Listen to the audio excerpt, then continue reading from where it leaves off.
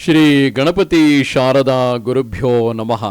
ದಿಗಂಬರಂ ಭಸ್ಮ ಸುಗಂಧಲೇಪಿತಂ ಬೋಧಾತ್ಮಕಂ ಮುಕ್ತಿವರಂ ಪ್ರಸನ್ನಂ ನಿರ್ಮಾನಸಂ ಶ್ಯಾಮತನುಂ ಭಜೇಹಂ ದತ್ತಾತ್ರೇಯಂ ಧ್ಯಾನ ಸಮಾಧಿಯುಕ್ತಂ.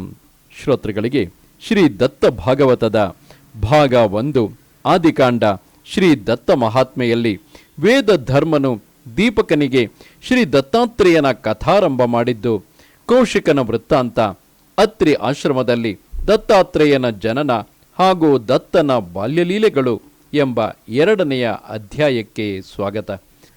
ಓಂ ದತ್ತಾಯ ನಮಃ. ಹಿಂದೊಮ್ಮೆ ಗೋದಾವರಿ ತೀರದಲ್ಲಿ ವೇದ ಧರ್ಮನೆಂಬ ಪ್ರಖ್ಯಾತ ಮುನಿಯೋರ್ವನಿದ್ದನು. ಅವನಿಗೆ ಬಹಳ ಜನ ಶಿಷ್ಯರಿದ್ದರು. ಅವರಲ್ಲಿ ದೀಪಕನನ್ನು ಬಹಳ ಪ್ರೀತಿಸುತ್ತಿದ್ದನು. ಏಕೆಂದರೆ ದೀಪಕನು 21 ಸಂವತ್ಸರಗಳ ಪರ್ಯಂತ ಅಖಂಡವಾಗಿ ಗುರುವಿನ ಸೇವೆ ಮಾಡಿದ ಏಕಮಾತ್ರ ಶಿಷ್ಯನಾಗಿದ್ದನು.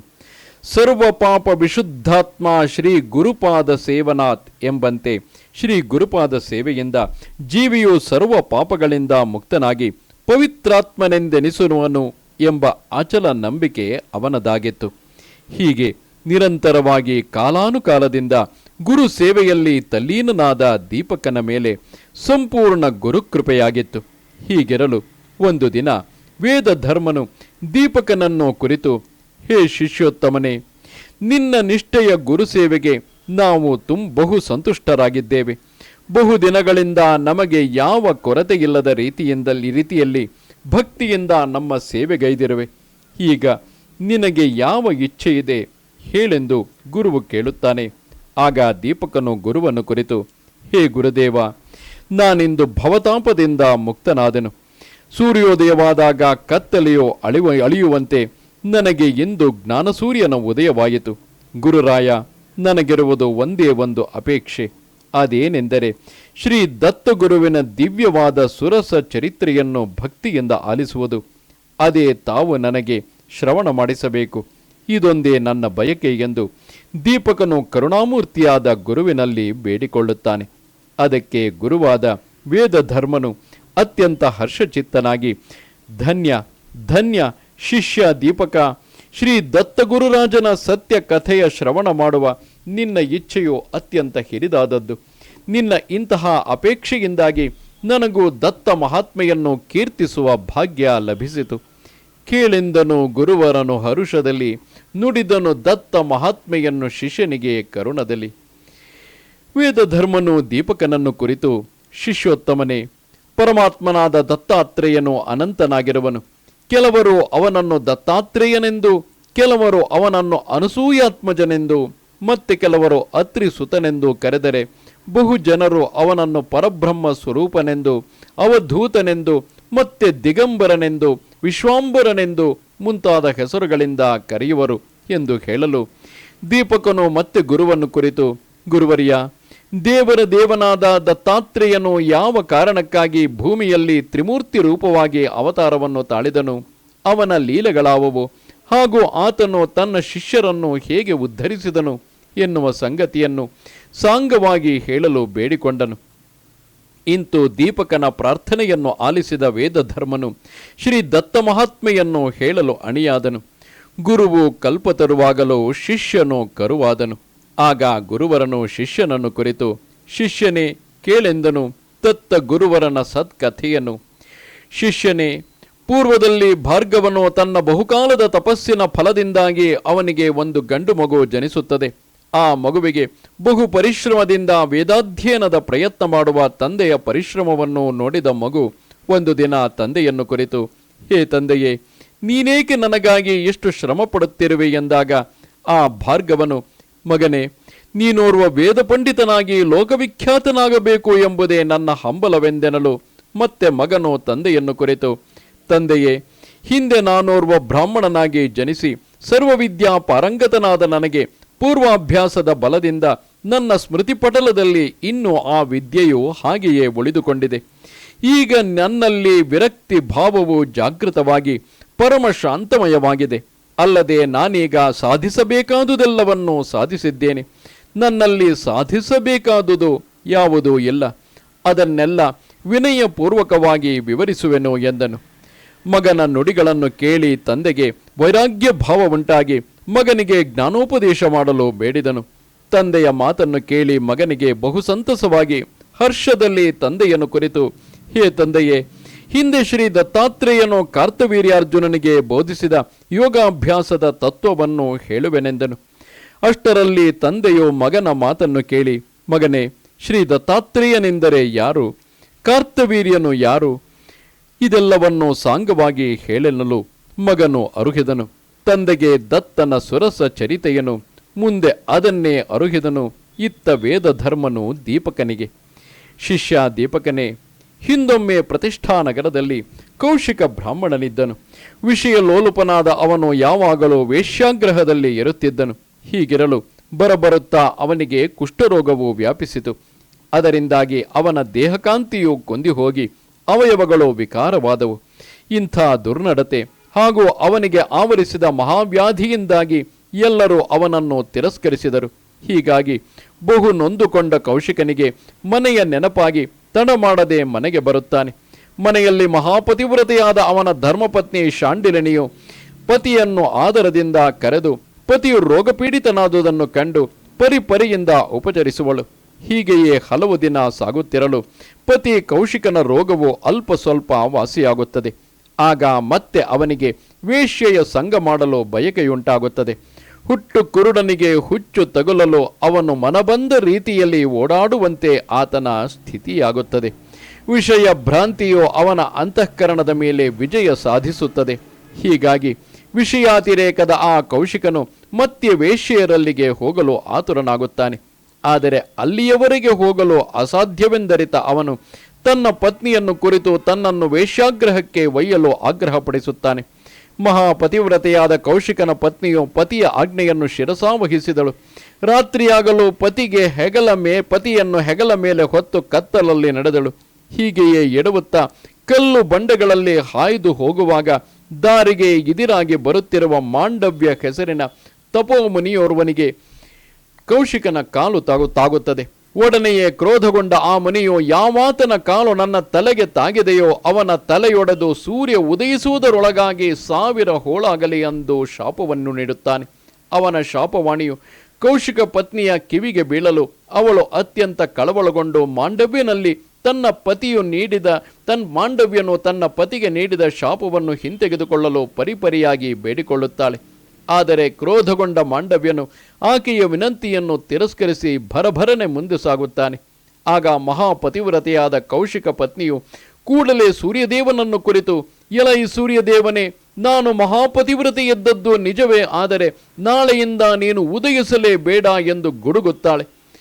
ಒಂದು ವೇಳೆ ನೀನು ಉದಯಿಸಿದರೆ ಸುಟ್ಟು ಭಸ್ಮವಾಗೆಂದು ಸೂರ್ಯನಿಗೆ ಶಾಪವಿತ್ತು.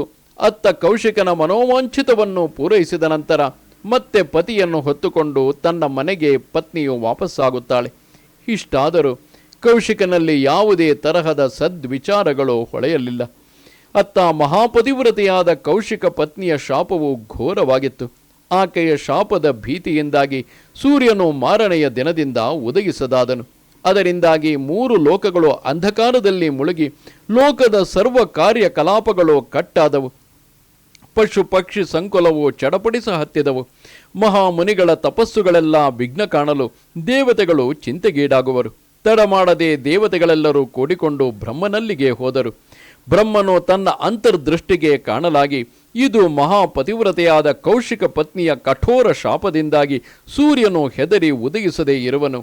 ಇದಕ್ಕೆ ಒಂದೇ ಒಂದು ಉಪಾಯವೆಂದರೆ, ನಾವೆಲ್ಲರೂ ಈ ಭೂಮಂಡಲವಷ್ಟೇ ಅಲ್ಲದೆ ಇಡೀ ಬ್ರಹ್ಮಾಂಡದೊಳಗಿನ ಎಲ್ಲ ಲೋಕಗಳು ಕೂಡ ಆಕೆಯ ಮುಂದೆ ಕಿರಿದಾಗಿ ತೋರುವ ಮಹಾಪತಿವ್ರತೆಯಾದ ಅನಸೂಯಾ ದೇವಿಯಲ್ಲಿಗೆ ಹೋಗಿ ಪ್ರಾರ್ಥಿಸುವುದಾಗಿ. ಅಲ್ಲದೆ ಅವಳಿಂದಲೇ ಕೌಶಿಕ ಪತ್ನಿಗೆ ಬೋಧೆಯಾದರೆ ಒಳಿತಾಗುವುದೆಂದರಿತ ಬ್ರಹ್ಮದೇವನು ಎಲ್ಲ ದೇವತೆಗಳಿಂದೊಡಗೂಡಿ ಅತ್ರಿ ಕುಟೀರದತ್ತ ಸಾಗಿದನು.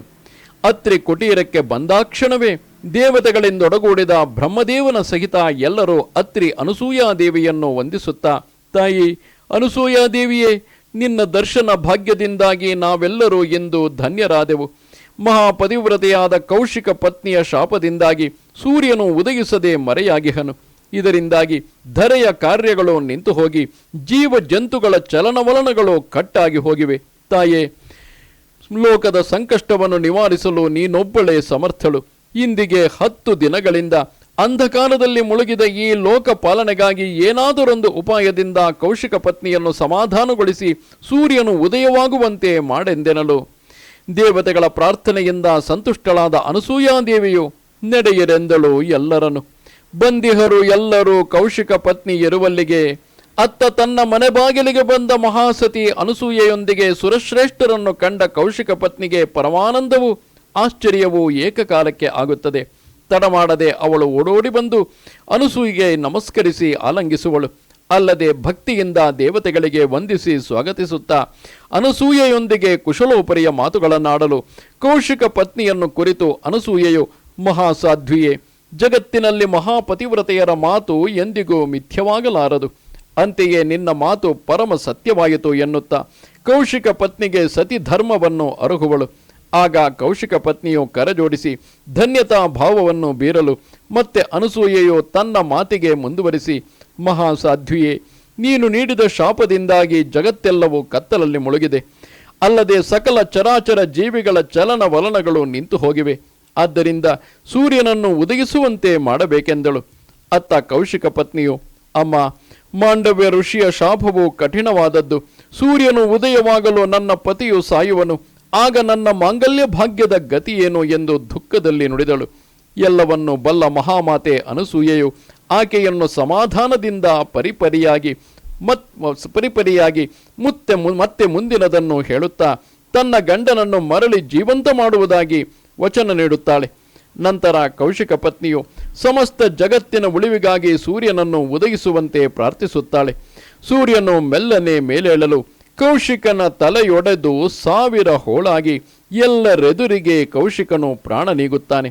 ಅತ್ರಿಸತಿ ಅನಸೂಯೆಯು ತನ್ನ ವಚನದಂತೆ ಮೃತ ಕೌಶಿಕನನ್ನು ತನ್ನ ಕೃಪಾದೃಷ್ಟಿಯಿಂದ ಜೀವಂತಗೊಳಿಸುತ್ತಾಳೆ. ಅಷ್ಟೇ ಅಲ್ಲದೆ ಅವಳ ಕೃಪಾದೃಷ್ಟಿಯಿಂದಾಗಿ ಅವನ ಮಹಾರೋಗವು ಕೂಡ ಮಾಯವಾಗುವಂತೆ ಮಾಡಿ ಆ ದಂಪತಿಗಳು ಸುಖವಾಗಿ ಬಾಳುವಂತೆ ಹರಸುತ್ತಾಳೆ. ಕೂಡಲೇ ದೇವಾನುದೇವತೆಗಳೆಲ್ಲರೂ ಅನಸೂಯ ಮಾತೆಯನ್ನು ಕುರಿತು, ಹೇ ಮಾತೆಯೇ, ನಿನಗೆ ಜಯ ಜಯಕಾರವು. ನಿನ್ನಿಂದ ವಿಶ್ವವು ಸುರಕ್ಷಿತವಾಯಿತು. ನಿನ್ನ ಪಾತಿವೃತ್ಯದ ಮಹಿಮೆಯನ್ನು 3 ಲೋಕದಲ್ಲಿ ಪಸರಿಸು. ನಿನ್ನ ಮಹಿಮೆಯನ್ನು ಕಂಡು ನಾವು ಹರ್ಷಚಿತ್ತರಾದೆವು.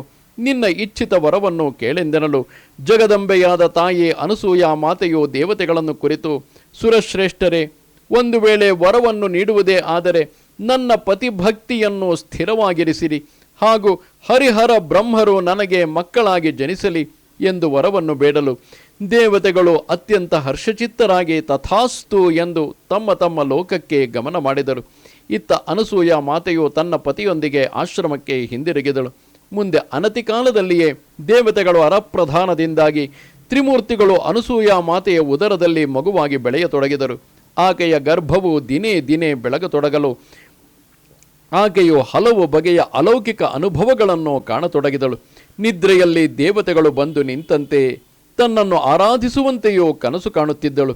ಹೀಗೆ ದಿನಗಳೆಯುತ್ತಿರಲು ಆಕೆಯು ಪತಿ ಸೇವೆಯೊಂದಿಗೆ ಭಗವಂತನ ನಾಮಸ್ಮರಣೆಯಲ್ಲಿ ನಿರತಳಾದಳು.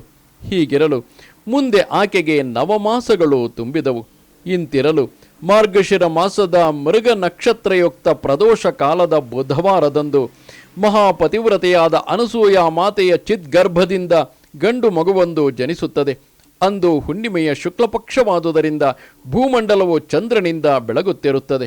ಕಶ್ಯಪ ಪತ್ನಿ ಆದಿದೇವಿಯು ವಾಮನನನ್ನು ಪಡೆದಂತೆ, ಕಶ್ಯಪ ಪತ್ನಿಯಾದ ಅದಿತಿ ದೇವಿಯು ವಾಮನನನ್ನು ಪಡೆದಂತೆ, ಕೌಸಲ್ಯೆಯು ಶ್ರೀರಾಮನನ್ನು ಪಡೆದಂತೆ, ಪಾರ್ವತಿಯು ಕುಮಾರಸ್ವಾಮಿಗೆ ಜನ್ಮವಿತ್ತಂತೆ ಅನಸೂಯ ಮಾತೆಯು ಆದಿಯಲ್ಲಿ ಸಾಕ್ಷಾತ್ ತ್ರಿಮೂರ್ತಿಯಾದ ದತ್ತನಿಗೆ ಜನ್ಮ ನೀಡುವಳು. ಆ ಸಮಯದಲ್ಲಿ ಸುರ ಜನರು ಪುಷ್ಪವೃಷ್ಟಿಗೈಯುವರು. ವೃಕ್ಷಗಳೆಲ್ಲವೂ ಫಲಭರಿತವಾಗಿ ತೋರಿದವು. ಹೂ ಗಿಡ ಬಳ್ಳಿಗಳು ಹೂದುಂಬಿ ಮಕರಂದ ಬೀರುವವು. ಅಷ್ಟರಲ್ಲಿ ಅತ್ರಿಮನಿಯು ಮಗನನ್ನು ನೋಡಲು ಹರ್ಷದಿಂದ ಕಂದನಿರುವಲ್ಲಿಗೆ ಬರಲು ಅವನಿಗೆ ವಿಚಿತ್ರ ದೃಶ್ಯವೇ ಗೋಚರವಾಯಿತು. ತತ್ಕ್ಷಣವೇ ಆ ಬಾಲ ಶಿಶುವು ತ್ರಿಮೂರ್ತಿ ಸ್ವರೂಪದಲ್ಲಿ ಗೋಚರಿಸಿತಲ್ಲದೆ ಅದಕ್ಕೆ 6 ಕೈಗಳು, ಕಮಂಡಲು, ತ್ರಿಶೂಲ, ಡಮರುಗ ಹಾಗೂ ತಲೆಯಲ್ಲಿ ಜಡೆ ಮತ್ತು ಹಣೆಯಲ್ಲಿ ವಿಭೂತಿ, ಕೊರಳಲ್ಲಿ ರುದ್ರಾಕ್ಷಿ ಮಾಲೆ, ಹೀಗೆ ಸರ್ವಭೂಷಿತವಾದ ವಿಶ್ವರೂಪವನ್ನು ದರ್ಶಿಸುವಂತಿತ್ತು ಆ ಶಿಶುವು. ಇಂಥ ಪರಮಪಾವನ ಮೂರ್ತಿಯನ್ನು ಕಂಡು ಪರಮಾನಂದ ಭರಿತರಾದ ಅತ್ರಿ ಅನಸೂಯ ದಂಪತಿಗಳು ಕರಜೋಡಿಸಿ, ನಾವು ಭಾಗ್ಯಶಾಲಿಗಳು, ಪರಮ ಕಾರಣ ಪುರುಷನೋರ್ವನು ನಮ್ಮಂಥವರ ಉದರದಲ್ಲಿ ಜನಿಸಿದ್ದರಿಂದ ನಾವೇ ಧನ್ಯರೆಂದೆನಲು. ಅಷ್ಟರಲ್ಲಿ ಆ ಬಾಲ ಶಿಶುವು ತಂದೆ ತಾಯಿಯರನ್ನು ಕುರಿತು, ಮಾತಾಪಿತೃಗಳೇ, ಪೂರ್ವದಲ್ಲಿ ನೀವು ಹಿಮಾಚಲದ ವೃಕ್ಷ ಪರ್ವತದಲ್ಲಿ ಘೋರವರ ತಪವನ್ನು ಆಚರಿಸಲು ತ್ರೈಮೂರ್ತಿಯಾದ ನಾನೇ ನಿಮಗೆ ಮಗುವಾಗಿ ದರ್ಶನವಿತ್ತು ಮಳೆ ತರಿಸಿ ಬರಗಾಲವನ್ನು ಪರಿಹರಿಸಿದೆ. ತದನಂತರ ಮಾಹೂರಿನಲ್ಲಿ ನಾನೇ ಭಿಕ್ಷಾರ್ಥವಾಗಿ ಬ್ರಹ್ಮ ವಿಷ್ಣು ಮಹೇಶ ಮೂರ್ತಿಯಾಗಿ ಸಾಧು ವೇಷದಲ್ಲಿ ಬಂದು ಇಚ್ಛಾ ಭೋಜನದ ಅಪೇಕ್ಷೆಯಿಂದಾಗಿ ಅನಸೂಯೆಯ ನಿಜತ್ವವನ್ನು ಅರಿತು 3 ಕೂಸುಗಳಾಗಿ ಮಾತೆಯ ಮಡಿಲಲ್ಲಿ ಆಡಿ ಹೋಗುವಾಗ ಮಗನಾಗಿ ಬರುವೆನೆಂಬ ವರ ನೀಡಿದೆ. ಮತ್ತೆ ಕೌಶಿಕ ಪತ್ನಿ ಗ್ರಹದಲ್ಲಿ ತ್ರಿಮೂರ್ತಿಯಾಗಿ ಹುಟ್ಟಿ ಬರುವೆನೆಂದು ವರವನ್ನು ನೀಡಿದೆ. ಈಗ ಅವನೇ ನಾನಾಗಿ ಬಂದಿರವನು ಎನ್ನಲು ತ್ರಿಮೂರ್ತಿ ರೂಪನು ಬಾಲಶಿಶುವಾಗಿ ಕಂಗೊಳಿಸಿದನು. ಅದು ಹಿಮಾಲಯ ಪರ್ವತ ಪ್ರಾಂತ್ಯದ ಸುಂದರವಾದ ತಾಣವಾಗಿತ್ತು. ಇಂದು ಅದು ನೇಪಾಳದ ಭಕ್ತಪುರದ ಶ್ರೀ ದತ್ತ ಜನ್ಮ ಕ್ಷೇತ್ರವಾಗಿ ಕಂಗೊಳಿಸುತ್ತಿದೆ. ಹೀಗೆ ಹರಿಹರ ಬ್ರಹ್ಮಾದಿಗಳ ಆ ಸಾಕ್ಷಾತ್ ತ್ರೈಮೂರ್ತಿಗಳನ್ನು ಕಂಡು ಮಾತಾಪಿತೃಗಳು ಪರಮಾನಂದ ಭರಿತರಾದರು. ಮುಂದೊಂದು ದಿನ ಶುಭ ದಿನದಂದು ಮಗನಿಗೆ ನಾಮಕರಣವಾಗಲು ತ್ರಿಮೂರ್ತಿಯರಲ್ಲಾದ ವಿಷ್ಣುಮೂರ್ತಿಗೆ ದತ್ತನೆಂದು, ಬ್ರಹ್ಮಮೂರ್ತಿಗೆ ಚಂದ್ರನೆಂದು ಹಾಗೂ ರುದ್ರಮೂರ್ತಿಗೆ ದೂರ್ವಾಸನೆಂದು ಸಂಬೋಧಿಸಲ್ಪಡುವರು. ನಂತರ ಕೆಲ ಕಾಲಗಳು ಕಳೆಯಲು ಬ್ರಹ್ಮಮೂರ್ತಿಯಾದ ಚಂದ್ರನು ಆಕಾಶಕ್ಕೆ ಹಾಗೂ ರುದ್ರಮೂರ್ತಿಯಾದ ದೂರ್ವಾಸನು ತಪಸ್ಸಿಗೆ ಹೋಗಲು ತಮ್ಮ ಬಯಕೆಯನ್ನು ಅತ್ರಿ ಅನಸೂಯಾದೇವಿಯರಲ್ಲಿ ತೋಡಿಕೊಂಡು, ಹೇ ಮಾತಾಪಿತೃಗಳೇ, ನಾವು ಎಲ್ಲೇ ಹೋದರೂ ಯಾವಾಗಲೂ ಈ ದತ್ತಮೂರ್ತಿಯಲ್ಲಿ ವಾಸವಾಗಿರುತ್ತೇವೆ, ಇದು ಸತ್ಯ ಎಂದೆನ್ನುತ್ತಾ ವಿಶ್ವರೂಪವನ್ನು ತೋರಿ ಅಲ್ಲಿಂದ ಹೊರಟು ಹೋದರು. ಇತ್ತ ದತ್ತನಲ್ಲಿಯೇ ಮತ್ತೆ ತ್ರಿಮೂರ್ತಿಗಳ ಮೂರ್ತ ರೂಪ ದರ್ಶನವಾದದ್ದನ್ನು ಕಂಡು ಅತ್ರಿ ಅನಸೂಯ ಮಾತೆ ದಂಪತಿಗಳು ಉಲ್ಲಾಸಭರಿತರಾಗುತ್ತಾರೆ. ಆ ಕಡೆಗೆ ದತ್ತಾವತಾರದ ನಂತರ ಲೋಕದಲ್ಲಿನ ಕ್ಷಾಮ ಡಾಮರಗಳು ನಶಿಸಿ ಎಲ್ಲೆಲ್ಲೋ ಕಾಲಕಾಲಕ್ಕೆ ಮಳೆಯಾಗಲು ಲೋಕವೇ ಆನಂದಮಯವಾಗಿ ಬಾಳುವರು. ಮುಂದೆ ದಿನಗಳು ಕಳೆದಂತೆ ದತ್ತನು ಬಾಲ್ಯದಲ್ಲಿ ಹಲವಾರು ಲೀಲೆಗಳನ್ನು ತೋರಹತ್ತಿದನು. ಮೂಕರನ್ನು ಕಂಡರೆ ಮಾತನಾಡುವಂತೆ ಮಾಡುತ್ತಿದ್ದನು. ಹೆಳವರನ್ನು ಕಂಡರೆ ನೆಡದಾಡ ಹಚ್ಚುತ್ತಿದ್ದನು.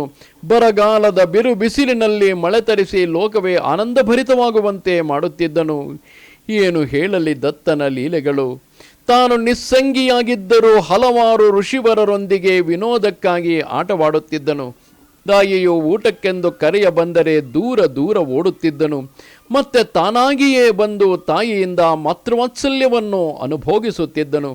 ಒಮ್ಮೊಮ್ಮೆ ಬಾಲಮೂರ್ತಿಯು ಎಲ್ಲೆಲ್ಲೋ ಹೋಗಿ ಮೈತುಂಬ ಭಸ್ಮ ವಿಭೂತಿಯನ್ನು ಬಡಿದುಕೊಂಡು ಬರುತ್ತಿದ್ದನು. ಮತ್ತೊಮ್ಮೆ ಕೌಪೀನ ಧರಿಸಿ ಧ್ಯಾನಸ್ಥನಾಗುತ್ತಿದ್ದನು.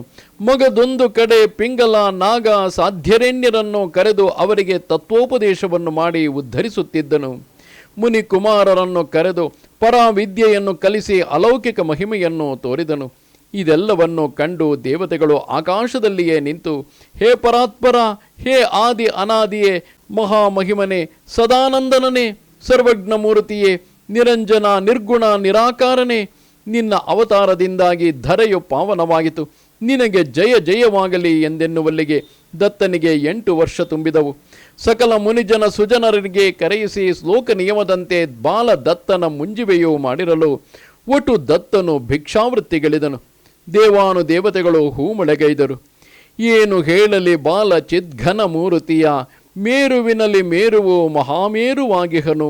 ಹೀಗಿರಲು ಒಂದು ದಿನ ಬಾಲಸೂರ್ಯನಾದ ದತ್ತನು ಋಷಿಕುಮಾರನನ್ನು ಪರೀಕ್ಷಿಸುವ ದೃಷ್ಟಿಯಿಂದ ನೀರಿನ ಮಡುವಿನಲ್ಲಿ ಮುಳುಗಿ ಸ್ವಲ್ಪ ಕಾಲದಲ್ಲಿಯೇ ಮಾಯಾ ಸ್ತ್ರೀಯಾಗಿ ಹೊರಬಂದನು. ಹೀಗೆ ಅವನ ನೈಜ ರೂಪವನ್ನರಿತ ಕೆಲವರು ದತ್ತನ ಪಾದಸೇವೆಯಲ್ಲಿ ತೊಡಗಿದರು. ಮುಂದೆ ಶ್ರೀ ದತ್ತಾತ್ರೇಯನು ಅನೇಕ ಸಂವತ್ಸರಗಳವರೆಗೆ ತಂದೆ ತಾಯಿಯರ ಸೇವೆಯನ್ನು ಬಹುಭಕ್ತಿಯಿಂದ ಆಚರಿಸಿ ನಂತರ ಅವರಿಂದ ನಿರೂಪವನ್ನು ಪಡೆದು ತಪಸ್ಸಿಗಾಗಿ ಗಿರಿನಾರ ದತ್ತ ಸಾಗುವನು. ಅಲ್ಲಿಗೆ ಸಾಗುವಾಗ ದಾರಿಯಲ್ಲಿ 24 ಗುರುಗಳಿಂದ ಜ್ಞಾನವನ್ನು ಸಂಪಾದಿಸಿಕೊಂಡು, ಈ ಕುರಿತು ಜಿಜ್ಞಾಸುಗಳು ಇದೇ ಮಹಾಗ್ರಂಥದ ಯದುರಾಜ ಪ್ರಸಂಗದಲ್ಲಿ ವಿವರವಾಗಿ ತಿಳಿಯಬಹುದಾಗಿದೆ. ಈ ರೀತಿಯಾಗಿ ದತ್ತಗುರುವು 24 ಗುರುಗಳಿಂದ ಜ್ಞಾನವನ್ನು ಸಂಪಾದಿಸಿಕೊಂಡು ಗಿರಿನಾರದ ಮೇರುಗಿರಿ, ಈಗ ಈ ಗಿರಿಗೆ ದತ್ತಶಿಖರ ಅಥವಾ ಗುರು ಶಿಖರವೆಂದು ಕರೆಯಲ್ಪಡುತ್ತದೆ. ಈಗ ಅದು ಗುಜರಾತು ಪ್ರಾಂತ್ಯದ ಜೂನಾಗಢದ ಪಕ್ಕದ ಗಿರಿನಾರ್ ಅಭಯಾರಣ್ಯದಲ್ಲಿದೆ. ಅದಕ್ಕೆ ಹತ್ತಲು 999 ಮೆಟ್ಟಿಲುಗಳಿವೆ. ಇವುಗಳನ್ನು ಏರಿ ದತ್ತಗುರುವು ಸುಮಾರು 12,000 ಸಂವತ್ಸರಗಳ ಕಾಲ ಘೋರ ತಪಗೈದು ಮುಂದೆ ಅವನು ಲೋಕ ಕಲ್ಯಾಣ ಕಾರ್ಯ ನಿಮಿತ್ತ ಸಹ್ಯಗಿರಿಯತ್ತ ಕ್ರಮಿಸ ಹತ್ತಿದನು. ನಂತರದ ಕಥಾ ಪ್ರಸಂಗವು ದತ್ತ ಭಕ್ತರು ಮುಂದಿನ ಅಧ್ಯಾಯದಲ್ಲಿ ಭಕ್ತಿಯಿಂದ ಆಲಿಸಿರಿ ಎನ್ನುವಲ್ಲಿಗೆ ಈ ಅಧ್ಯಾಯವು ಮುಕ್ತಾಯವಾಗುತ್ತದೆ. ಅವಧೂತ ಚಿಂತನ ಶ್ರೀ ಗುರುದೇವ ದತ್ತ. ನಮಸ್ತೆ ಶಾರದೆ ದೇವಿ ಕಾಶ್ಮೀರ ಪುರವಾಸಿನಿ ತ್ವಾಮಹಂ ಪ್ರಾರ್ಥಯೇ ನಿತ್ಯಂ ವಿದ್ಯಾದಾನಂಚ ದೇಹಿಮೆ. ನಮಸ್ಕಾರ.